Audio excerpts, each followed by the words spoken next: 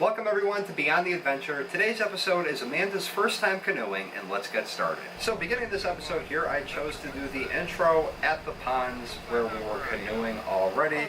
Anyways, going all the way back, we had loaded up the canoe and the truck. Now this canoe right here, the story behind it, I don't remember if I ever shared it with you guys on Story Saturday, but anyways, one summer we were in a fishing tournament, I believe it was a catfish derby, and on the way back I had to go to the bathroom, and I couldn't just go to the bathroom hanging off the side of the boat. I had to go number two, so I went into the woods, and upon going into the woods I found this canoe flipped over, and it had a bunch of tarps over it, had this huge crack down the middle of it. Anyways, that was right when I originally got the first GoPro, when I was bringing you guys on this adventure here, and I didn't want to bring the phone because it would have gotten wet. Anyways, we found this canoe, and the canoe, Finnegan, is down here still. Finnegan, no, not Finnegan, the canoe was in the woods. It was broken in half. There was a bunch of like tarps. You could tell somebody was definitely living in it. So anyways, I had asked my dad if we could grab the canoe, because as far as I could tell it was trash. Anyways, I dragged the canoe back to the boat. We tied the canoe up, threw some duct tape around the bottom where the crack was. We dragged it back to where the dock was. We loaded our boat up. We loaded the canoe in the back of the pickup truck, and then brought it back home. We contacted the Chicopee Police Department because that's where we found the boat. We told them that we had found this boat in the woods, and they just put a notice out for it.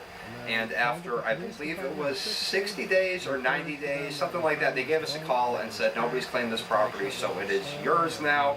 Fixed the canoe, did Bondo, fiberglass, everything, gave it a fresh coat of paint, I polished it, waxed it, everything like that, got the canoe working great, and we brought it, here, I'm actually just talking about what I just told you about finding the canoe right now. Anyways, after that point in time, getting it cleaned up, repaired, waxed, everything like that. We would use it for Boy Scouts. We'd use it, to go fishing and things like that. There was a couple of times that we actually flipped over in the canoe. Once was because a speedboat went flying by us and actually caused the boat to capsize. Anyways, that's funny. I'm saying the exact same thing right here. I haven't watched this episode since when's the original air date? Let's find when the original air date was. June 29th, 2016. Okay, so this is Hampton Ponds Plaza, logo Hampton Ponds Plaza, Hampton Ponds. And there is a couple of smaller ponds that are connected to it. There's a couple of culverts that go underneath the roadway here where you can float through if the water is at an appropriate level. Anyways, the GoPro is on my head right now. Here's me just grabbing, I had the cooler, a couple of treats in there, getting the canoe unlatched right there. My snap straps, I had no idea where they were, so I just used a bunch of bungee cords. Definitely not the right way to do it, but I wasn't going far and I wasn't going fast. So anyways, Amanda was definitely a trooper here for putting up with this. She had never gone canoeing before. She's never gone kayaking, anything like that. I grabbed all my stuff. I grabbed the paddle for each of us, an emergency paddle to leave in the boat in case something had happened. I had the GoPro, I had the cooler, locked up the truck, and we brought the canoe over to the smaller pond, which originally thinking about it, I think it was a bad mistake to go to the smaller pond first, especially if the canoe had flipped over, because there's a lot more, snapping turtles and things like that, and the smaller body of water here as opposed to the larger body of water. Things are more spread out is what I'm trying to say. But yeah, we used this canoe a whole bunch of times for the Boy Scouts. We went up and down the Connecticut River with it once when I was younger and a lot lighter, but I mean, I'm like 250 pounds, so that was pretty much the weight limit on the boat, and Amanda at her, 115 pounds or 120 pounds, however much she weighs, that definitely put the canoe, I mean, the water line was like right up next to the side. You see right here, like, I could have sneezed and there would have been water coming in. Definitely freaked her out right there when I got in. Anyways, here we go. Start paddling. Now, like I said, depending on the height of the water, you are sometimes able to make it under this little culvert right there. It looks like a tunnel right in front of Amanda, which is where we're paddling to right now. I've also used that clip a bunch of times in the intro. Anyways, the road going over that is Route 202, which goes from Hoyoke to Westfield and everything like that. So you're actually traveling under a route, which is pretty cool. kind of sketchy the first couple of times you do it, but you know, there's no problem with that. Sorry, I thought he was chewing on the table. I heard something. Anyways, so the water here, because we were going through a drought, I believe at the time, it wasn't high enough. It was just, I mean, if she was going through there, she would have had no problem if she was by herself. I was going through there would have been a hell of a lot of scraping, and I probably would have had to do some pulling, but I could have made it through there with both of us. There was no way that was happening, as you will find out in a second. But yeah, that's been there as long as I can remember. I remember going through there when I was a little kid on, you know, a kayak and everything like that. Also, I remember seeing a couple of snakes going through there, and very sketchy, so that's why I'm grabbing the pipe up there. You'll actually hear us in a second. We bottomed out.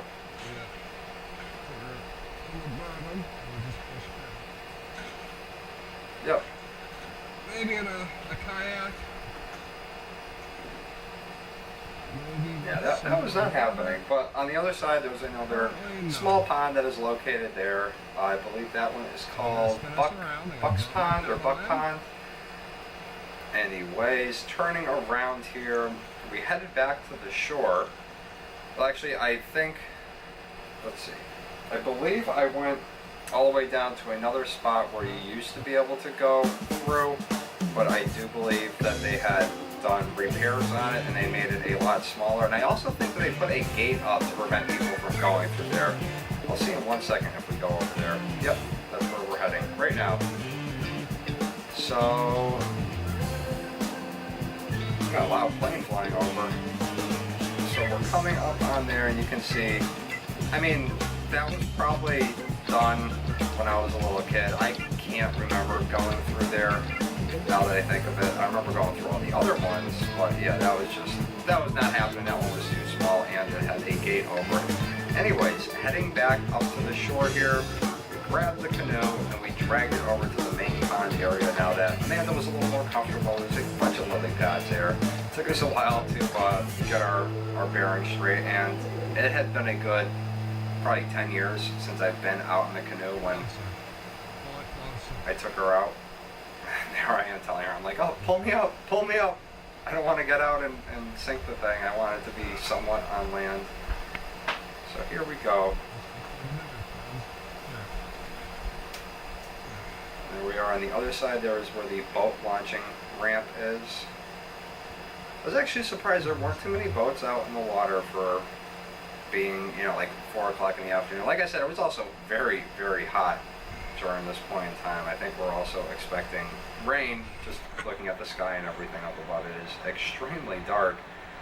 So here we are pushing off. This is the main pond area. When I was growing up, my dad, one of his buddies that owned a construction company, had his company slash house and everything located on the pond, and we would go over there a bunch of times, go fishing off his dock. Very, very nice guy. We would, you know, my friends and everything would go there, and he basically said, whenever we want to use the dock, we can. So we did a bunch of fishing there, catfishing, everything like that. There's no shad or anything in here. There's bass, there's smallmouth bass, bigmouth bass, largemouth bass. There's sunfish, there's pumpkin seeds, you know, the really sharp, tiny ones there. There's a bunch of just different fish in here. We have seen eels before, and in the years growing up, they have had a big problem with invasive species growing up. This is where I did my intro here. Sticking you back on my head. Anyways, something very interesting about this pond. Now, you can look it up and do the research for yourself, but just about every single year, somebody drowns at this pond, and it's very unfortunate. You know, somebody, I believe it was last year or the year before, just simply jumped into the water because their dog jumped in, and they ended up having a heart attack and dying. Somebody dies at this pond like every year or every couple of years, and people say that is because this pond right here is actually located, and a lot of the houses are located on a old Indian burial ground. Now, I know you hear those types of stories all the time about the haunted old Indian burial ground, but that is how it goes. The curse of Hampton Ponds, because there was Indian burial there. The spirits haunt the people on the water, and it causes them to drown. I don't know. Google Westfield, Massachusetts, or Google Hampton Ponds, drowning, cursed, Indian, just, you know, a couple of those keywords, and you can find some stuff on there for yourself. Like I said, there's a bunch of houses. This is actually the spot where we ended up pulling up and bringing the canoe out of the water.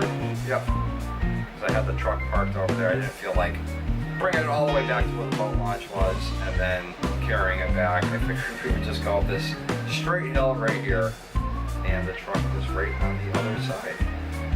So, yeah, as we're getting out of the canoe, I think, yeah, that is it for today's episode. I think I just bring the canoe up the hill here. I don't know. Original air date was June 29th. So it's been a couple years since I watched this. Also, Amanda Blonde. I've not seen Amanda in a blonde. Amanda as a blonde in a couple of years. So let's see, I think we're just grabbing everything and bringing it back. I think it got hung up on something right there.